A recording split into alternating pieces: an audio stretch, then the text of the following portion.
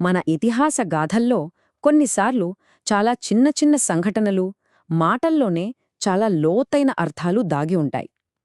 ఈరోజు మనం అలాంటి ఒకే ఒక్క శ్లోకాన్ని విశ్లేషించబోతున్నాం. అది ఒక మహాయుద్ధం యొక్క ఫలితాన్ని ముందే ఎలా చెప్పిందో చూద్దాం. అవును, వినడానికి కొంచెం ఆశ్చర్యంగానే ఉంటుంది కదా. కేవలం ఒక శంఖం ఊదితే వచ్చే శబ్దం ఒక యుద్ధ ఫలితాన్ని ఎలా తేల్చేస్తుంది? ఈ ప్రశ్నే మన ఈరోజు విశ్లేషణకు మూలం. ఈ రహస్యాన్ని ఛేదించడానికి మనం నేరుగా కురుక్షేత్ర రణరంగంలోకి వెళ్ళిపోదాం. సరే, ఇప్పుడు మనం కథలోకి వెళ్దాం. కురుక్షేత్ర రణరంగం. మహాభారత యుద్ధం మొదలవడానికి కొన్ని క్షణాలు మాత్రమే మిగిలి ఉంది. రెండు వైపులా సైన్యాలు ఎదురెదురుగా నిలబడి ఉన్నాయి. ఆ టెన్షన్ వాతావరణంలో ఒక కీలకమైన సంఘటన జరిగింది. అదే మన విశ్లేషణకు ఆధారం. చూడటానికి చాలా చాలా సాధారణంగా కనిపించే ఒక సంఘటన అన్నమాట. దీన్ని భగవద్గీతలోని ఒక శ్లోకం వివరిస్తోంది.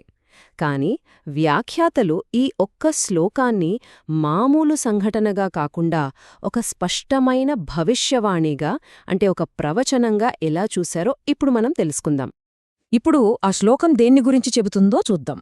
అది ఇద్దరు మహాయోధుల చిత్రాన్ని మన కళ్ల ముందు ఉంచుతుంది.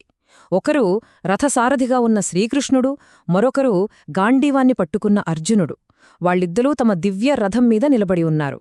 మనం చేసే ఈ విశ్లేషణకు ఆధారం ఇదే. ఇప్పుడు మనం చూస్తున్న ఈ మూల గ్రంథంలోని వ్యాఖ్యానం నుంచే ఈ లోతైన అర్థాన్ని మనం గ్రహిస్తున్నామన్నమాట. ఇది మన విశ్లేషణకు పునాదిలాంటిది. సరే, ఇప్పుడు ఆ అసలు శ్లోకాన్ని చూద్దాం. సంస్కృతంలో ఇదిలా ఉంటుంది: తతశ్వేతైరిహయర్యుక్తే మహతిస్యంధనే స్థితౌ మాధవః పాండవశ్చైవ దివ్యౌ శంఖౌ ప్రదధ్మతుః. దీన్ని సరిగ్గా అర్థం చేసుకోవాలంటే ప్రతి పదాన్ని విడదీసి చూస్తే చాలా సులువుగా ఉంటుంది. ఈ శ్లోకంలో ప్రతి పదానికి ఒక అర్థముంది. చూడండి, తెల్లని గుర్రాలతో ఉన్న గొప్ప రథం మీద కృష్ణుడు, అర్జునుడు ఉన్నారని ఇది చెబుతోంది. కానీ ఇక్కడ అసలు కీలకమేంటంటే మాధవః, ఇంకా ముఖ్యంగా దివ్యౌ అనే పదాలు. ఈ రెండు పదాల్లోనే అసలు రహస్యం దాగుంది. సో ఈ పదాలన్నిటినీ కలిపితే వచ్చే మామూలు అర్థమేంటంటే ఇది: శ్రీకృష్ణుడు, అర్జునుడు వాళ్ల రథం మీద నిలబడి శంఖాలు ఊదారు. చాలా సింపుల్గా ఉంది కదా. కాని అసలు కథ ఇక్కడే మొదలవుతుంది. వ్యాఖ్యానం ఏం చెబుతోందంటే, ఈ శ్లోకంలో ఉన్న ఒకే ఒక్క పదం మొత్తం అర్థాన్నే మార్చేస్తోందట. ఆ పదం దివ్యౌ, అంటే దివ్యమైన అని. ఇదే ఈ ప్రవచనానికి తాళం చెవి. దీనికి కాంటెక్స్ట్ ఏంటంటే, అంతకు ముందే భీష్ముడు కూడా తన శంఖాన్ని పూరించాడు. కాని అది జస్ట్ ఓకే, యుద్ధం స్టార్ట్ అయింది అని చెప్పే ఒక సిగ్నల్ అంతే.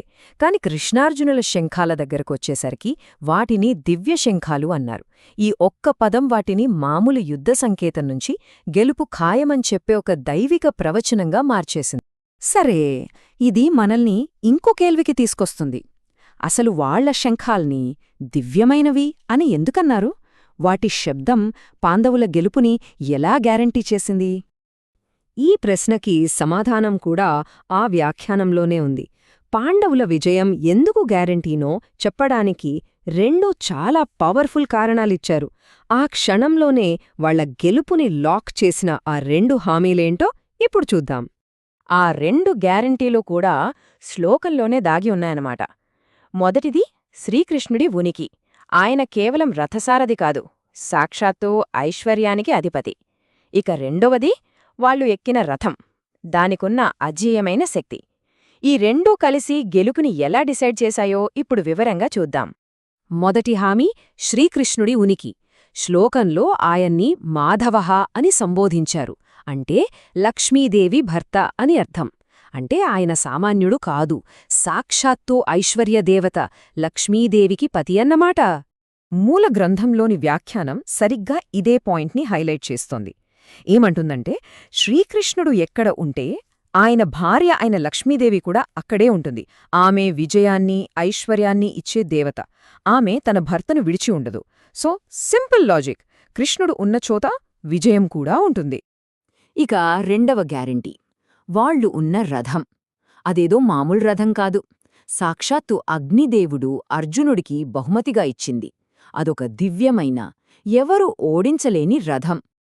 ఆ రథానికి ఉన్న స్పెషాలిటీ ఏంటంటే, అది ముల్లోకాలలో ఎక్కడికి వెళ్ళినా అన్ని దిక్కుల్నీ జయించగల శక్తి దానికుంది.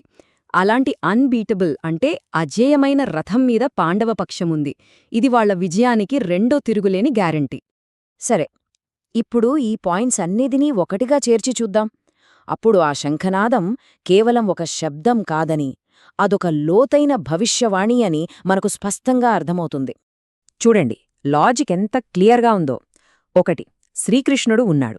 2 అంటే లక్ష్మీదేవి కూడా ఉంది. 3 వాళ్ళు అజేయమైన రథం మీద ఉన్నారు. ఈ 3 దైవిక అంశాలు ఒకే చోట ఉన్నప్పుడు వాళ్ళ శంఖాల నుండి వచ్చే ధ్వని సాధారణమైంది ఎలా అవుతుంది? కాదు. అందుకే అది దివ్యమైనది. అది విజయాన్ని ముందే ప్రకటించేస్తోంది. అందుకే ఆ శంఖనాదం గెలవాలనే ఒక ఆశ కాదు, లేదా ఒక కోరిక కాదు. అదొక డిక్లరేషన్.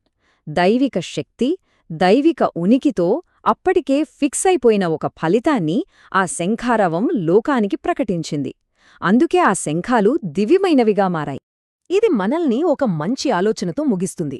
మనం చదివే ఇతిహాసాల్లో, పురాణాల్లో ఇలా మనకు చిన్నవిగా అనిపించే సంఘటనల వెనుక, మాటల వెనుక ఇంకా ఎంత లోతైన జ్ఞానం, ఎన్ని రహస్యాలు దాగి ఉంటాయో కదా. ఒక్కసారి ఆలోచించాల్సిన విషయం.